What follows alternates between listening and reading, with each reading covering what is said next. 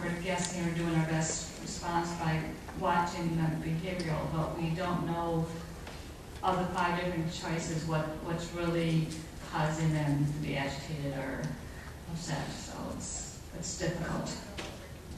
Right. And again, when we talk about communication, so much of it is nonverbal, and so looking for those nonverbal cues is certainly, one step towards that. And unfortunately, I think we might not always be right the first time, right? It might be taking the opportunity to try a few different things to anticipate what that might be.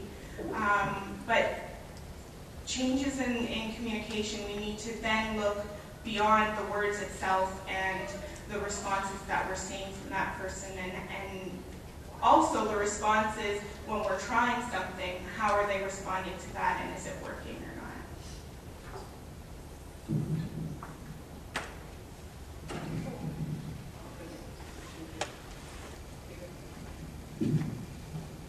I have trouble with my daughter because really physically, she gets really frustrated. I have trouble handling that. How would you suggest to handle that type of thing?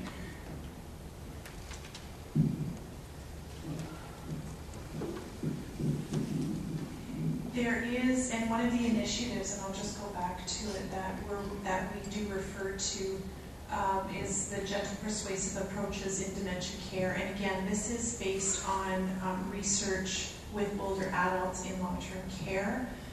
However, some of the strategies are and one of the strategies that Leah mentioned as far as doing nothing as a plan, and this is a successful strategy for management in long-term care, is that if they become aggressive and violent,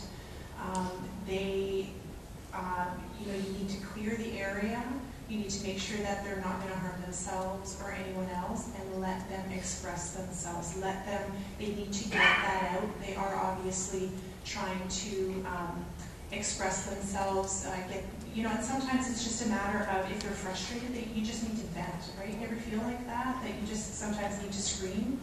And so just let them get it out, but make sure they're in a safe area.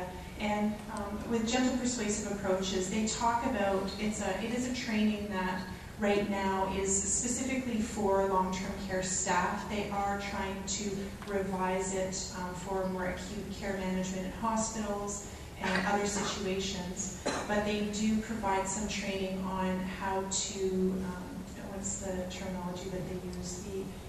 If they do get physical, there are ways of physically supporting the individual. And need to remove them from a situation in a way that you can remove them from a situation in a way that's not going to harm them and it's not going to harm yourself. So it's an actual one-day training program that a lot of staff in long-term care go to. And that last module is looking at, physically how can we support that person when we might be grabbed or we might be strapped. So.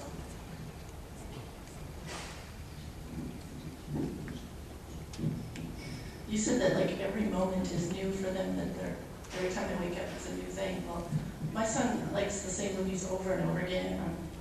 Jean and I can act out Alice in Wonderland for you because we've seen it so many times. We know all the parts and the Mad Hatter's Tea Party, everything.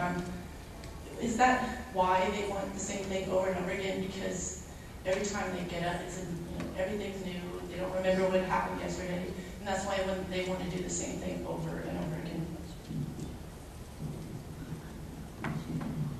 Familiarity becomes a very important piece, and it's very hard for the caregiver to hear Alice in Wonderland over and over. I can just imagine, but often people with dementia are looking for familiarity and routine, and so often repeating those kind of things brings a sense of comfort for them, a sense of safety and a sense of security for them. And so they look to those kind of activities that are familiar and bring them that sense of safety and security.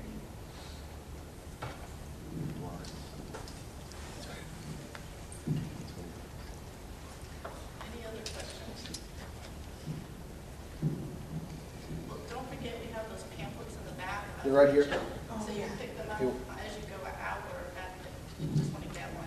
And can we give them a hand?